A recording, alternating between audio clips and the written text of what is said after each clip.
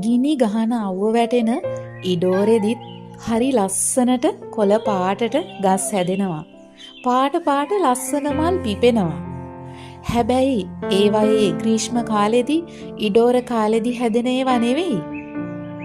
වසන්ත කාලෙට හැදෙන මල්.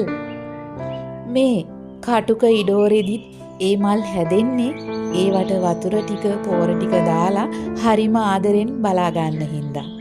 ඉතින් ඒ ආදරෙන් බලාගත්තු ගස් කටුක ඉඩෝරෙදිත් ලස්සනට මල් දෙනවා වගේ අපේ ජීවිතවලත් ඉඩෝර කාල එනවා. ග්‍රීෂ්ම කාල එනවා. ඒ කාලවලදී ජීවිතේ අතහරින්නේ නැතිව හරි හයියට අල්ලගෙන හරිම ආදරෙන් තමන්ගේ ජීවිතේ බලාගත්තොත් අර ඉඩෝර කාලෙදී මල් පිපිලා ලස්සන වුණා වගේ අපේ ජීවිතෙත් ලස්සන වෙනවා. එතකන් ඉවසගෙන ඉන්න.